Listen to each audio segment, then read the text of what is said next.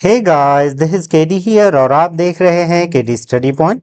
काफ़ी लंबे समय के बाद मैं इस तरीके से वीडियो में आ रहा हूं और अभी कुछ और दिन फिलहाल उसके बाद हम रेगुलर बेसिस पर यहां पर आएंगे। देखिए, आज की जो ये वीडियो है स्पेशली डीएलएड एंट्रेंस एग्जामिनेशन 2026 पर बेस्ड होने वाली है। कंप्लीट इन्फॉर्मेशन हम इस पर जानेंगे। देखिए, आप में से ज़्यादातर लोगों के पता नहीं कल और परसों से ही ज़्यादातर मैसेज आ रहे थे टेलीग्राम और अन्य जगहों पर कि सर इसके फॉर्म कब आएंगे, आ गए हैं या नहीं आए हैं। मैंने एक रिसेंटली एक वीडियो बनाई थी जिसमें बताया था कि क्या क्या चीज़ें हैं, लेकिन फिर भी क्योंकि जब अपडेट आएगी तब मैं वीडियो बनाऊंगा इस पर सोच रहा था। ठीक है, तो उसके रिगार्डिंग मैं यहाँ पर वीडियो बना रहा हूँ। कंप्लीट इन्फॉर्मेशन है, पूरा देखिएगा, बाकी ज़्यादा से ज़्यादा लोगों को शेयर कीजिएगा जो लोग इसके बारे में जानना चाहते हैं। ठीक है, तो सबसे पहले देखिए इसकी ऑफिशियल वेबसाइट पर मैं यहाँ पर हूँ। उसके बाद हम फॉर्म वगैरह, कितनी फीस होती है, क्या क्या चीज़ें, क्लासेस कहाँ से लेनी है, अगर आप अभी से तैयारी करते हो, पीवाईक्यूज कहाँ से डाउनलोड करते हो, उसको भी देखेंगे।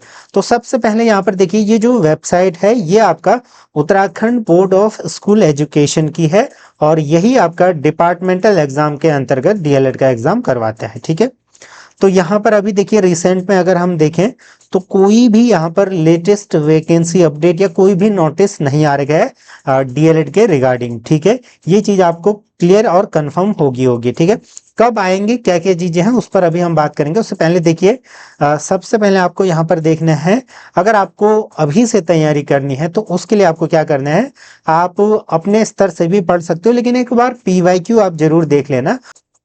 ये प्लेलिस्ट आपको दिख रही होगी उत्तराखंड डीएलएड करके, तो यहाँ पर कंप्लीट पीवाईक्यूज और क्लासेस आपको देखने को मिलेंगी। देखिए, यहाँ पर अलग अलग क्वेरीज रहती हैं कि क्या हम एमपी, हरियाणा या अन्य जगहों से कर सकते हैं या नहीं। तो कंप्लीट चीजें मैंने बता रखी हैं। और एक महत्वपूर्ण चीज, अगर आप चाह रहे हो कि तैयारी करें तो सबसे पहले कट ऑफ देख लेना, उसके अनुरूप अगर तैयारी कर पाओ तो ही इस चीज में घुसो, अदरवाइज आप जो कर रहे हो उसी और अपना रुझान जो है अपनी तैयारी कर सकते हो। ठीक है, मैं पहले ही आपको बता दे रहा हूं, मैं डरा नहीं रहा हूं, लेकिन एक जो रियलिटी है उसको दिखा रहा हूं। ठीक है, यहाँ पर से इसको देख लीजिएगा।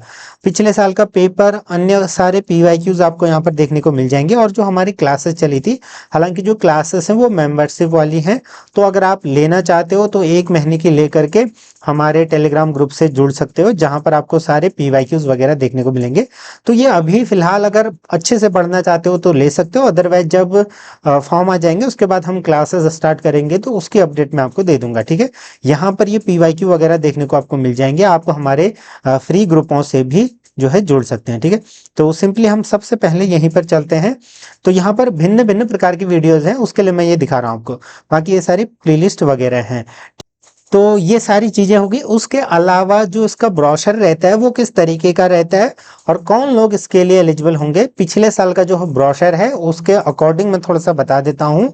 हालांकि अभी मैंने जो प्लेलिस्ट दिखाई थी उसमें पहली ही वीडियो है, उसमें मैंने इन डेप्थ बता रखा है, आप उसको भी देख सकते हैं, और अगर देख रखी है ऑलरेडी तो स्किप कर सकते हैं। ठीक है, तो यहाँ पर देखिए, जनरली आपके फॉर्म जो आते हैं सितंबर माह में आते हैं, लेकिन फॉर्म आ रहे हैं कि नहीं करके पहले ही एक शॉर्ट नोटिस आपको देखने को मिल जाता है। ठीक है, और जो आपका एग्जाम होता है जनरली आपका लास्ट वीक ऑफ नवंबर में होता है। पिछले 2-3 सालों से ऐसा ही चल रहा है। और मैं बार बार कहता हूँ कि पहले क्या होता था, पहले हर 2 साल में होते थे, लेकिन 2022-23 के बाद से हर साल ये हो रहे हैं।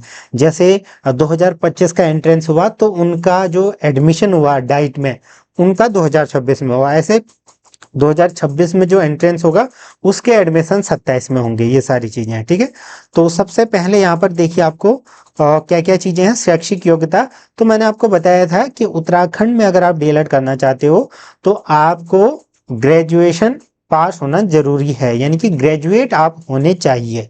ठीक है, चाहे किसी भी स्ट्रीम में हो। और स्ट्रीम कैसे डिसाइड होती है, मैंने आपको बताया था कि पहले आपके ग्रेजुएशन के सब्जेक्ट देखे जाते हैं।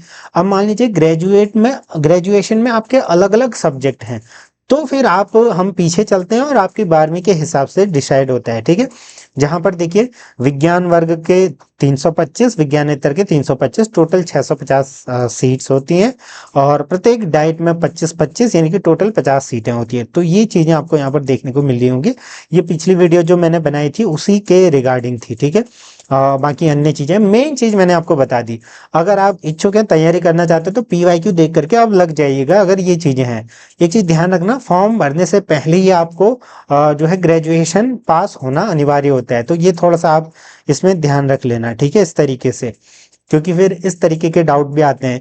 एज वगैरह की बात करें तो आपका 19 से 30 वर्ष होनी चाहिए, यानी कि इन दोनों के बीच में आपकी होनी चाहिए। फीस वगैरह वैसे मैंने एक सेपरेट वीडियो बना रखी, थोड़ा सा मोटा मोटा मैं आपको यहाँ पर भी बता देता हूँ, क्योंकि ये सेल्फ फाइनेंस मोड में होता है, सेल्फ फाइनेंस मोड में होता है। तो यहाँ पर जो फीस होती है आपकी 35,000 प्रति साल, यानी कि प्रति वर्ष इतनी फीस रहती है। साथ में आपका जो एग्जामिनेशन फीस है कुछ इस तरीके से है, 850 आपसे लिया जाता है, ठीक है। हर जनपद में डाइट है, 13 जनपदों में आपके 13 डाइट है, तो ये चीज ध्यान रखिएगा। चयन कैसे होता है, इसी एंट्रेंस एग्जाम के मेरिट के आधार पर होता है, ठीक है। और 2.5 घंटे का आपको समय दिया जाता है। अब जो एग्जाम पैटर्न है या क्या क्या चीजें इसमें पूछी जाती है, तो थोड़ा सा मैं आपको ओवरव्यू दे देता हूं, लेकिन किस तरीके से कौन सा पोर्शन कैसे पढ़ें, क्या क्या चीजें, उसकी वीडियो आप प्लेलिस्ट से देख लेना, ठीक है। जीके आपका 50 रहता है, 50 क्वेश्चंस, 85 प्रश्न, 50 अंक, ठीक है। उसके बाद आपका रहता है रीजनिंग, ठीक, रीजनिंग बेसिक लेवल की रहती है, लेकिन थोड़ा सा लेंथी रहती है, तो 50 इसमें भी है। उसके बाद आता है मैथ्स, या इसको हम कहते हैं क्वांटिटिव एप्टीट्यूड, लेकिन ये जो है बेसिक रहती है। आप ऐसे मान के चलो कि 10वीं तक की मान के चलो, जो क्वांट आपका LCM, चक्रवृद्धि ब्याज, मतलब आयु निकालना, एवरेज, सारी चीजें, रेशियो वगैरह, तो बेसिक रहती है, लेकिन 10th लेवल तक का लेंथी रहती है, ठीक है। उसके बाद आता है टीचिंग एप्टीट्यूड, ठीक है, जिसको शैक्षणिक अभिवृद्धि या अध्यापन योग्यता, अलग अलग नाम है। तो उस तरीके से आपको यहाँ पर देखने को मिलेगा। टोटल 200 अंकों का आपका पेपर रहता है, 200 क्वेश्चन रहते हैं, 2.5 घंटे का आपको समय मिलता है। तो थोड़ा सा, क्योंकि पेपर लेंदी होता है, ये TA वाला टीचिंग एप्टीट्यूड और ये थोड़ा सा लेंदी होते हैं, तो हमें ऐसा लगता है कि प्रतीत होता है कि अगर हमारी प्रैक्टिस नहीं होती तो कि समय कम मिल गया। तो अगर आप जेन्युइनली तैयारी करना चाहते हो तो तैयारी कर सकते हो अभी से, ठीक है। अब फॉर्म का मैं क्लियर कट आपको बता देता हूं। देखिए, जो डाइट से इनपुट्स आ रखे हैं, जो हमने बीच में सूचनाएं इकट्ठा करी थी, ठीक है, डाइटों में, अन्य जगहों पे जो टीचर्स वगैरह है, प्रोफेसर वगैरह, एक रियलिटी ये भी है कि उनको भी कंफर्म नहीं पता रहता है, लेकिन फिर भी वो हमसे ज्यादा बेहतर जानते हैं। तो अभी तक वहां पर कोई अपडेट नहीं है, ये उनका कहना है, ठीक है। अब मैं थोड़ा सा सिनेरियो आपको बता देता हूँ। देखिए, अगर इस साल ये DLED करवाएंगे तो फिर अगले साल आपका एडमिशन हो जाएगा, इस तरीके से चलेगा। तो देखिए, वैसे ही ऑलरेडी यहाँ पर जो DLED पास हो चुके प्रशिक्षु हैं, वो जॉब के लिए मतलब आंदोलन या ज्ञापन पे ज्ञापन भेज रहे हैं। तो सरकार के पास या शिक्षा मंत्री जो भी हैं, उनके लिए ये एक तरीका है कि इस साल एग्जाम ना करवाएं। लेकिन अब ये सब माहौल तो हमको बनाना पड़ेगा कि एंट्रेंस हो। जिस तरीके से ये जॉब के लिए जो पास कर चुके हैं, वो जॉब के लिए माहौल बना रहे हैं, तो हम सभी लोग भी फॉर्म के लिए माहौल बना सकते हैं। तो वीडियो को ज्यादा से ज्यादा शेयर करें, और आप नजदीकी जहां पर भी हो ज्ञापन अगर भेजना चाहते हो, अगर अच्छे से तैयारी करना चाहते हो, तो कुछ कुछ लोग भी भेज सकते हो, ऐसा नहीं सभी भेजे। तो ये चीज आप करवा सकते हो कि जल्द से जल्द इसके बारे में एक नोटिस दिया जाए, क्योंकि पहले तक मार्च या जून तक एक नोटिस आ जाता था कि फॉर्म आपके जुलाई या सितंबर में आएंगे और एग्जाम ऐसे होंगे करके, ठीक है। लेकिन इस बार अभी तक एज ऑफ नाउ कोई भी ऐसा नोटिस नहीं आया है, ठीक है। कुल मिलाकर के 100% गारंटी तो नहीं है, लेकिन मैक्सिमम चांसेस है कि फॉर्म आएंगे, और इसके लिए हम भी प्रयासरत हैं। आप भी थोड़ा सा कोशिश कीजिएगा। और मैंने आपको बताया था, पिछली वीडियो में भी मैंने यही बोला था, हालांकि पिछली वीडियो में मैंने शुरू में ही बोला था, यहाँ पर थोड़ा चीजें बताने के बाद मैं आपको बता रहा हूँ, ठीक है।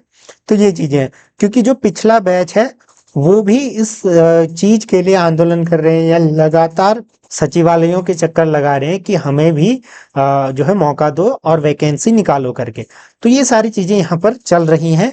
और NEP के तहत मैंने बताया आपको कि अब किस तरीके से मॉडल चेंज हो जाएगा, प्रिपरेटरी, फाउंडेशनल, मिडिल से सेकेंडरी, मतलब अलग अलग लेवल में टीचर कैसे बनेंगे। CTET और UTET हालांकि अभी तक तो ऐसे ही चल रहे हैं, लेकिन आने वाले कुछ वर्षों में उनका भी लेवल चेंज होगा।